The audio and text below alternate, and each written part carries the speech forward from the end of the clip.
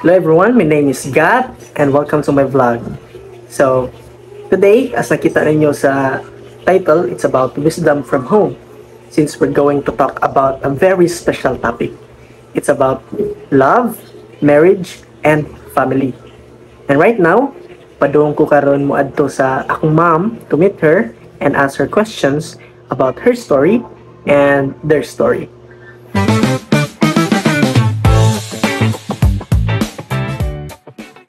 So hello everyone, it's me, Gap again. So I'm here with my mom para tuwa na siyang pangutanon about sa marriage, family o family planning. So before ta mo start di ay kay ato siya pangutanon about sa love life ba. So me, before ni daddy, nakasuway na ba ka og love life? So nag-up. Oh, good. Pila man Na to? first, na second, na third. Ay, kinsa mo ng first? A secret pagkuhan. Ang first kay high school. So mahog na nga papilab din Papilab ng first love na ang papilab na ang first na ako nga. Yabuyab. Second, nagkuhan ako na college. Kinsa man to? College na ako is kuha na po to siya. Computer kay na abroad na to. Abroad. Yeah. Murag dili ni compatible kay siya gwapo niya ako batig na. Katong foreigner na minyo anong dami ato na ready na tanda na may marriage contract. Adlaw na lang sa kasal niya si Pungto kay tungod nga nagdamgo ko nga siya walay ulo. So murag nga siya walay ulo. So murag ko dili na. So cancel ang tanan. Bihag love lives ang mama Wala no. siya. Tagkantigwaw ba no? Dato ro ta ko no. Yeah. Alabi man ang cultural belief.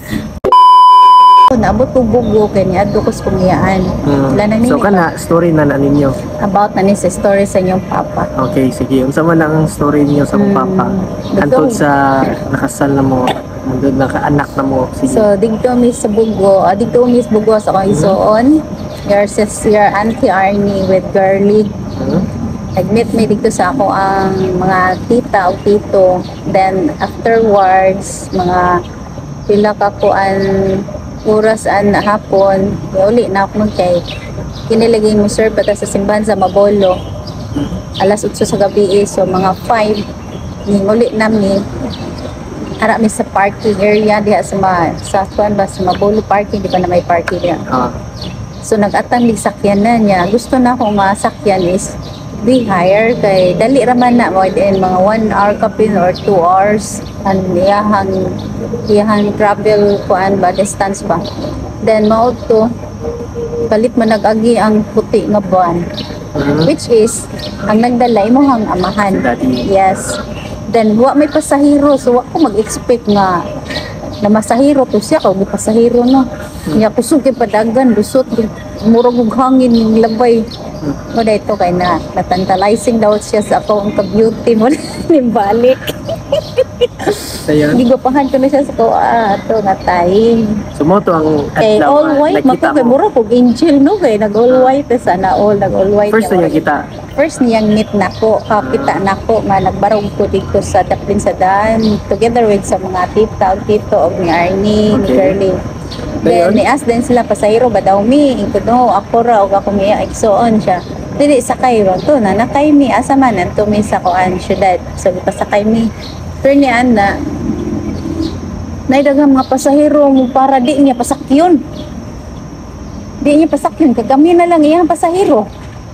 So iya kong gipasakay diri na ako sa front sa iyang tupad na gipapalhin ko niya yan nasa likod si Arnie og si Girly niya na siya kauban niya babanuban niya nga batanon ingon niya kung doktor ko no to ingon so while nag-travel mo to nag-storya niya nabot sa love life yun na Asam sa storya nanguyap niyo? Katong adlaw na yun or pila ka adlaw nila? Anang adlaw pero dili pa to diha sa sakyanan. Nag-istot. Kita mo karon? Ah. Nanguyap siya nimo karon? Kami na sa Muna, Maabot na sa punto diha. Sige. Ang sama. Mo to pag Ayun. abot sa kanan sakyanan no, nag-travel na mi so ako siya giingnan niya. Pwede mapaspas kay nagdali ra ba ko kay na ako itambungan niya misa niya mo serve ako sa mass as alas 8. So saan pa niya kuan hinay jud yung padagan kaya pasangi lang yung mata ko no na ako na kuan yung mata murag na sambul ba no na hinay siya padagan. Naabot na lang mi og lasyon alas 8 naman so wala na koy choice dili na ako mo kuan sa layo pahapit naman ang kanang alas 8 na nawag na ko nga magpapuli na lang ko kay layo pa ko dili ko kaabot niya sa oras sa mabolo niya mo na to pag abot na namo sa Consolation alas 8 so ano koy choice eh. Pasagdaan na lang ako siya pero nagsige na may story ato about sa mga love life nga ana na ba. After ni ato pag tungtong na mo sa Mandawi na diha na mi sa may kuan mas kanduman unas kanduman naingon na siya nga may pano manihapon na lang ta so na ako ha libre ni nga panihapon ko yawa ko dali nga pasahero pakanon man sa kanang kuan driver siya lagi mauan ko niyo kay wala naman malawas ang ako ang destination niya na koy Excuse me.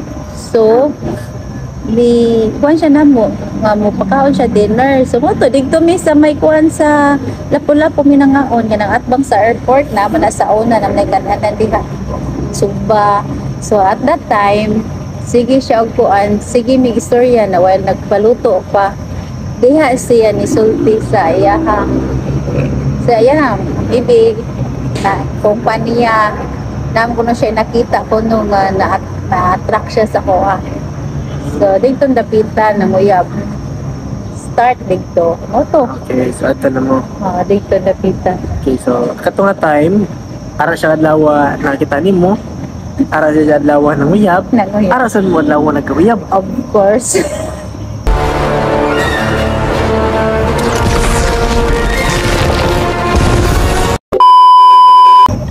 Grabe sa karon dili man na mo mabuhat karon.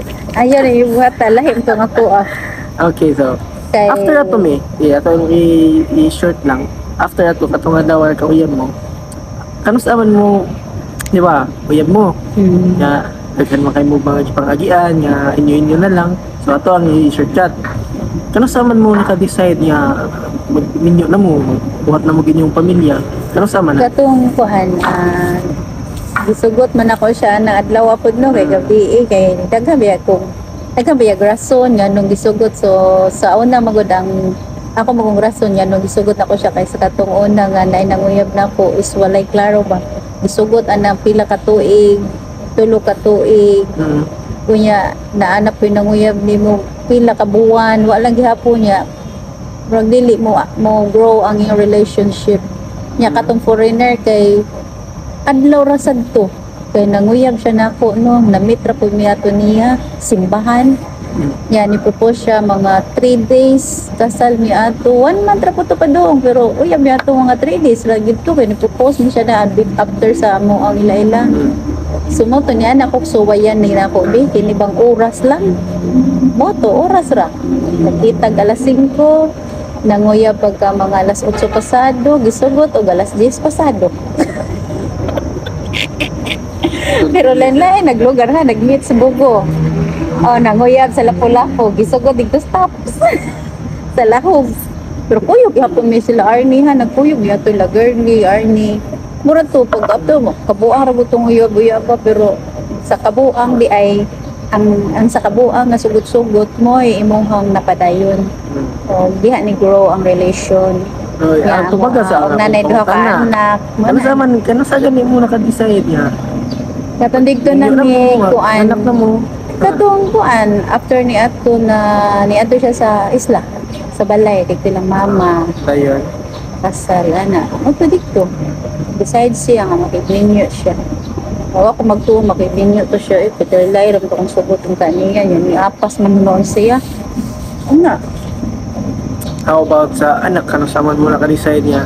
About sa ang gusto jud nako ang sa anak jud is kay idadala na magbuko ato mo bitaw nagdali na kog sugot nga kabuang kay akong gusto mga pagkaanak jud ko kay akong ang ako ging wish my wish is mga anak jud ko akong edad is 30 so nag-meet me is 28 akong edad Kaya katong foreigner, 27 man to niya. 28 na ko niya na minute. Hapit ako mag 29.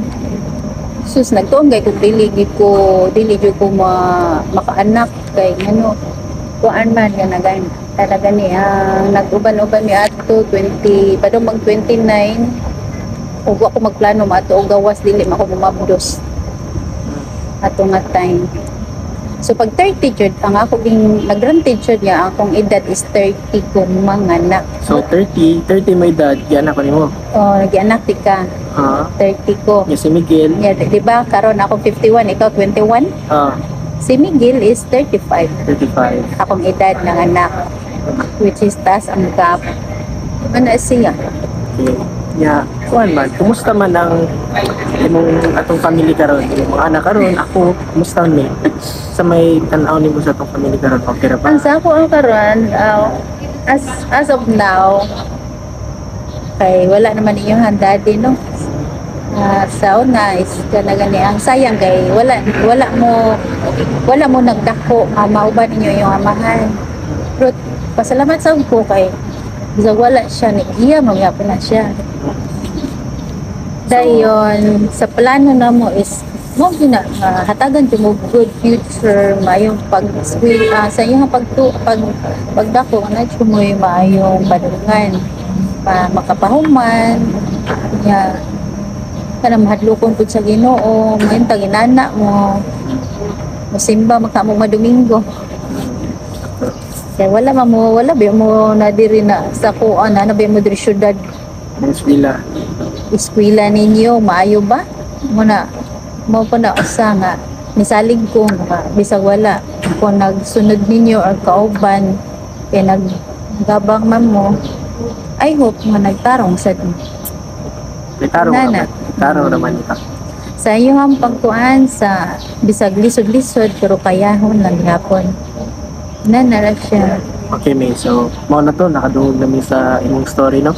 Nakadungog sa ko, nakadungog sa sila. So, karon it's time to kanang give them advice bitaw. Kami mga makanon karon sila nga nananaw.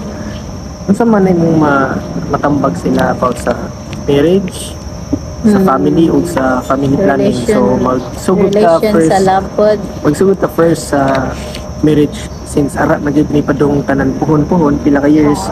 So sa may matambag nimo namo sa ilaha about sa marriage.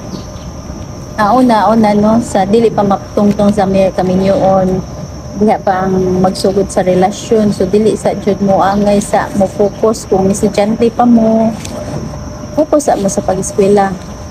Ikaduha kay ngano ang kanang mong gugma kung karon nindot pa na sa bag-o pa Lord. nindot pa niya sa ngadto manggod kung inyuhan na masinati ako sa usa ninyo nga mga kinaiya na usahay mulubad ang katamis mahimong aslom huwag tangan ng mga trust wanay salig labi na makakita gamay nga mga sayop gagmay murag gamay na lang pwede mong trust nga may salig niya so I hope nga kung nagay mo relasyon kana gani ang ayaw 100% ihatag kung na may karelasyon pagbilin sa kaugalingon kay sakit kung ikaw masakitan ay nana daghan baya nga mahita po nana nga di makaya ang uban so mabitan akong gi-advise nimo nga kung mahimo study lang sa gab kay kabalo ko nimo week about sa kanang mga munana ba kay nagdako manggug ka nga murag puros ka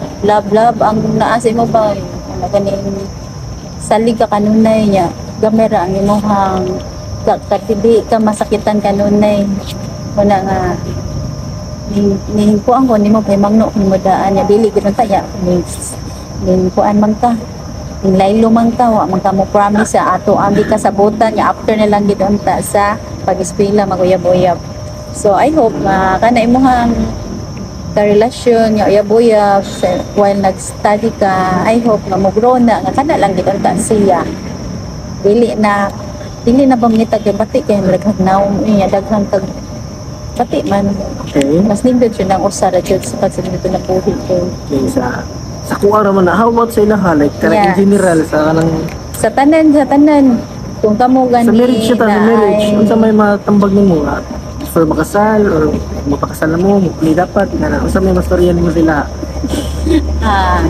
Sa kaminyoon, no?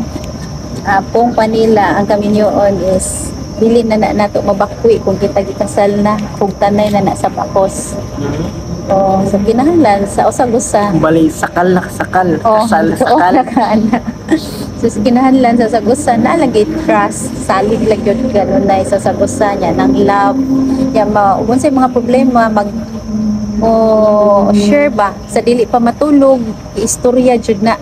Dili ina matulog nga na ay problema gihambin sa imong kaugalingon nya di nimo masulti sa imong kapikas o sa imong kauban sa imong kinabuhi nya sa imong pong mga anak arita sa mga sa mga sa marriage sa family planning dili sa mga family. Anak pod kung namoy problema ninyo sa inyong pamilya ayaw padungog sa iyong anak like that kami mong daddy kung magaway mi dili mo makabalo na lang ka nang hubag na kong mata pero di po ko musulti nganong nang hubag nganong naghila di ko gusto nga makabalo mo para di mo bati og kalagot sa inyong amahan or kinsa ba or sa inahan ba mangingon ana ba para wala ba yung brainwash ng hitabo was masain ana ang akong pamaagi is puros nindot ang akong pagdala ninyo dili ta mo ingnon nga buhatan na para mag-revenge wala ang ako puros kaayuhan na akong ipakita sa inyo habi sa pati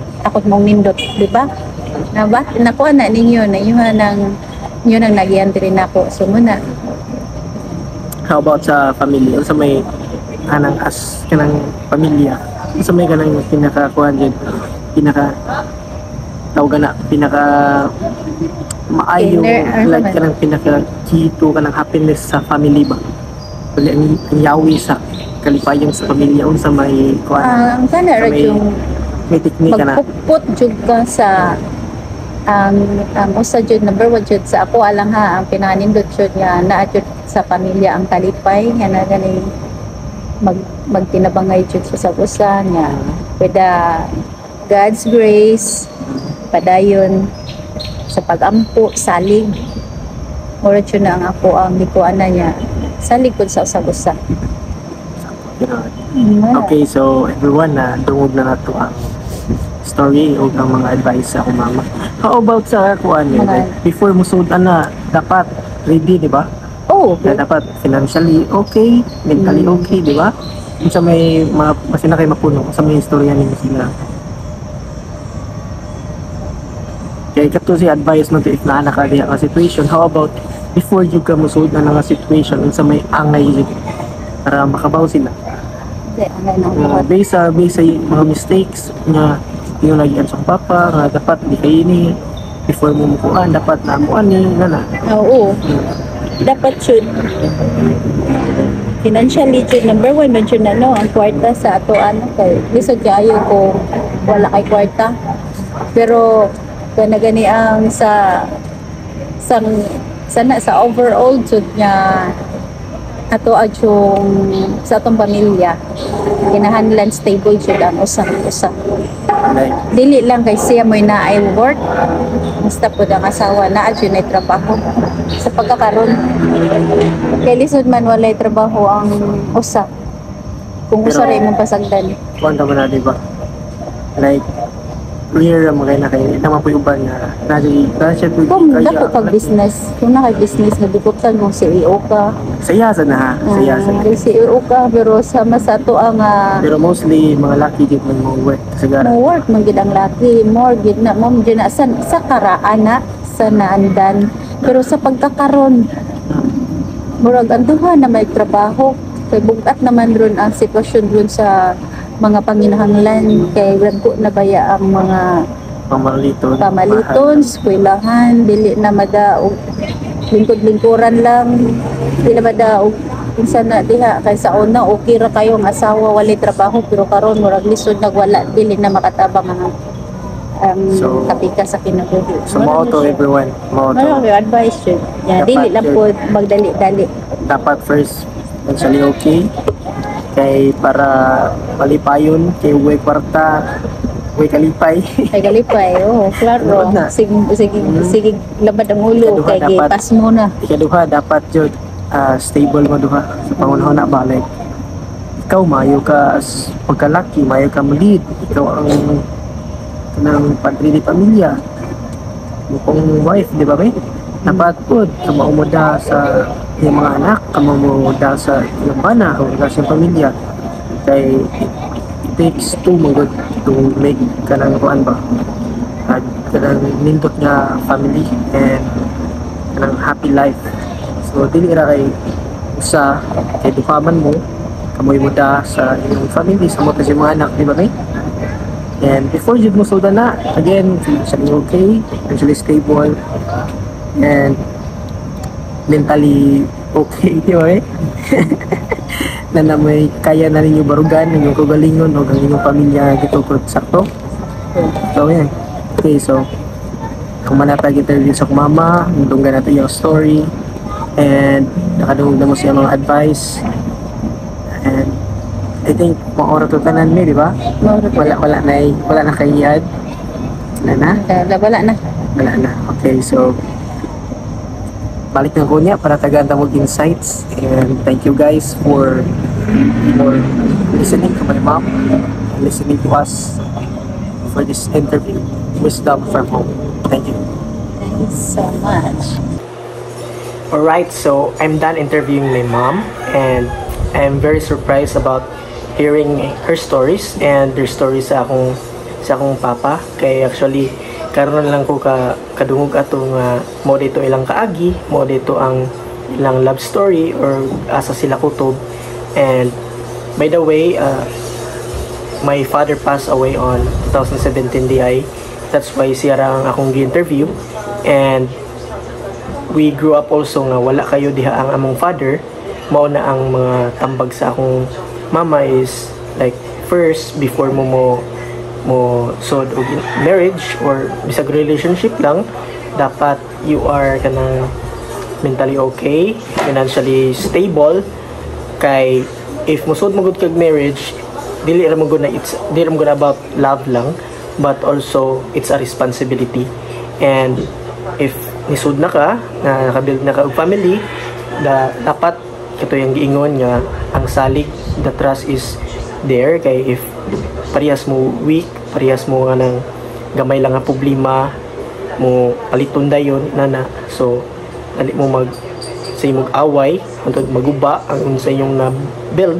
So gamit kay siya nga tambag no para sa tuwa karon, and I hope nga kita especially sa mga nananaw karon nga nakadungog sa story sa akong mama na mo'y nakatunan. And I think that's it. So again, this is Gab, and thank you for watching.